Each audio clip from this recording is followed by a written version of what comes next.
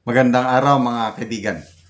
Bigyan natin ng opinion, reaction ngayon itong post ng Bilyonaryo News.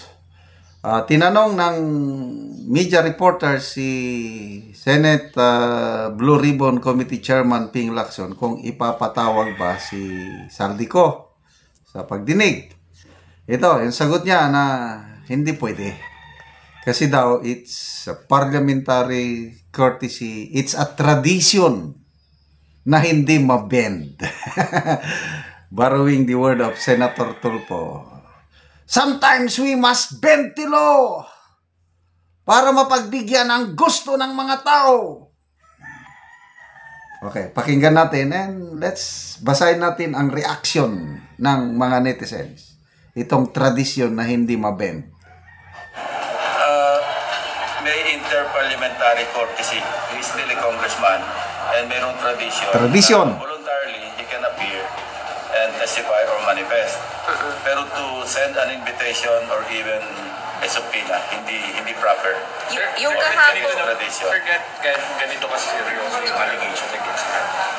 Well, regardless, kasi yan ang tradition eh. Tradition! Nangyari yan before sa, I think, sa drugs issue na ako yung chairman ng public order. Nag-request si then Congressman Piloso kasi his name was mentioned. So pinagbigyan ko. And then I gave him first crop. Nag-manifest. Ganun lang. Pero to compel, to invite, and worse to issue a subpoena, mukhang hindi proper. But if Congressman Zaldico wants to attend, he is welcome. Anybody for that matter. Any communication since last night, sir, with Congressman Zaldico? Wala akong ever. Wala akong communication. Sir, kasi wala naman kaming personal na. Sir, si Zaldico, Isa pa. May interparliamentary courtesy. He's still a congressman and mayroong tradition na voluntarily he can appear and testify or manifest. Pero to send an invitation or even a subpoena, hindi proper. Yung kahapon, ganito kasi seryoso yung allegation against him. Well, regardless, kasi yan ang tradition eh. Tinatnan namin yan dito. Nangyari yan before sa, I think, sa drugs issue na ako yung chairman ng public order. Nag-request si then Congressman Piloso kasi his name was mentioned. So pinagbigyan ko. And then I gave him first crop. Nag-manifest. Ganun lang. Pero to compel, to invite, and worse to issue a subpoena, mukhang hindi proper. But if Congressman Zaldico wants to attend, he is welcome. Anybody for that matter. Any communication since last night, sir, with Congressman Zaldico? Wala akong ever. Wala akong communication. Kasi wala naman kaming personal na. Okay. So very clear ha. Klaro, it's a tradition na hindi pwedeng i-bend. Ano bang Tagalog ng bend? Hindi mo pwedeng lapastangin o hindi pwedeng bawiin, hindi pwedeng salungatin. It's a tradition. Ito lang ang masasabi ko. Ano ba yung kasabihan? Kung gusto, maraming paraan. Kung ayaw, maraming dahilan. Yun lang ang aking masasabi niyan. Ito, magbasa tayo sa mga comments. Dito mo makikita ang pulso ng taong bayan. Kasi, yung line of reasoning ni Senator Erwin Tulfo na narinig nyo ba yung sigaw ng mga tao sa EDSA, sa rally? Ibalik ang mga nakaw na yaman. Can we not bend the law? Sometimes, para mapagbigyan ng mga tao, ang taong bayan mas mataas kaysa batas. Am I right, Mr. Secretary? Yes, sir. Galing ha? Yeah, gusto nila eh. Gusto nila, ibalik muna ang allegedly nakaw na yaman ng mga Diskaya bago siya maipasok sa Witness Protection Program. Kahit wala sa batas, yung isauli muna ang nakaw na yaman, okay lang daw yun, kahit wala sa batas. They're willing to bend the law. Basta lang, wag maging state witness si Diskaya. Di ba? Ayaw nila, di ang daming dahilan. At kung gusto, maraming paraan. So, anong gusto ng taong bayan tungkol kay Saldico? Pabayaan na lang. Ito, magbasa tayo sa mga comments, ha? Titan Kabi Manalastas. But didn't the Senate invite Congressman Chanco to appear? Janice Gonzalez. Kala ko ba sometimes we had to bend the law? Wah! Art Azonepsi. Akala nyo pupunta dyan sa Senate Saldico? It Bulaga. Yes. Never siya. Kahit ano. Granting. I am the Senate President or the Chairman of Blue Ribbon Committee, iimbitahan ko or isosomon ko, hindi magpunta si Saldico sa Senate hearing. Agree ako dito sa nag-comment.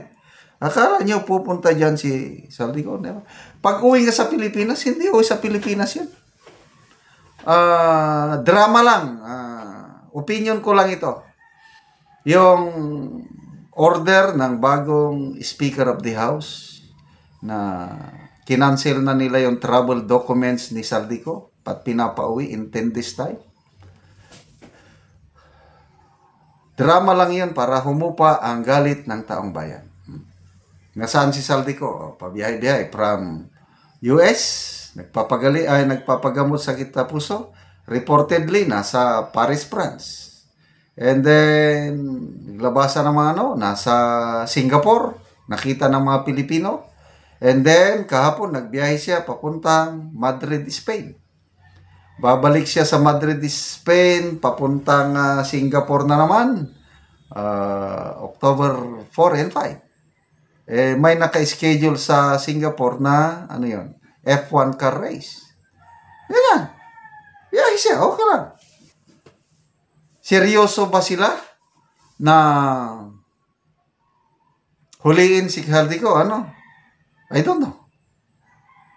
Kasi kung seryoso, ako, if I'm the president, napapahiya na ako sa anomalyang ito. I can now order the DFA. Cancel the passport of Saldico. Kung wala na siyang passport, hindi na siya makapagbiyahe. Ginawa nila kay ex-Congressman Tevez. Gagawin ba nila kay Saldico? It remains to be seen. Hindi papunta. Kahit imbitahan nyo pa, kahit isomo nyo pa, kahit isopwena nyo pa, hindi pupunta si Saldico sa hearing sa Senado. Salamat mga kaibigan sa inyong pagsubaybay sa ating channel. Nakakatulong kayo ng malaki sa tribong Talandig ng Bukidnon dahil ang income natin sa channel na ito, pantulong natin sa tribo, namimigay tayo ng livelihood assistance sa kanila, nagpapatanim ng saging lakatan at Arabica coffee. Panoorin nyo ang video na ito. So karon mo na pud ni ang mag-atop karon dito. So ayang tabangan ang iyang gisuon. Pag tinabanga sila sa pag-atop sa iyang balay sa iyang gisuon. So ano ang itsura sa yang o aron lang ulan o dot na kayo. So tagaan man sila kero.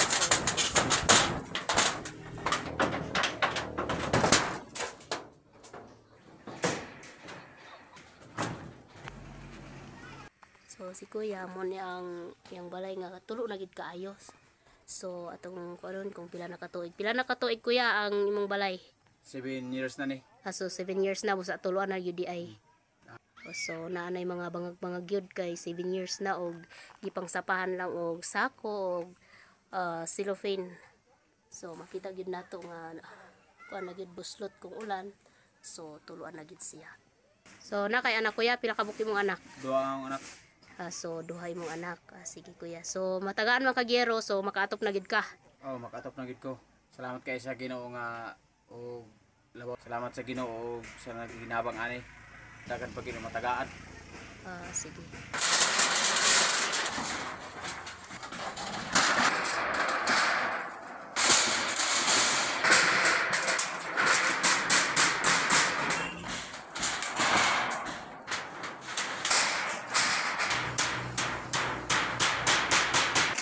karon human na gyud og atop si kuya. So napulihan na gyud ang daot nga yeros. Salamat sa kwan atong labaw nga gawom nga si Kristo. O salamat usab sa nagtan-aw ning video. O sa nagatag ani. Dako kay kog pasalamat sa inyo no. Okay, sige, salamat po kuya.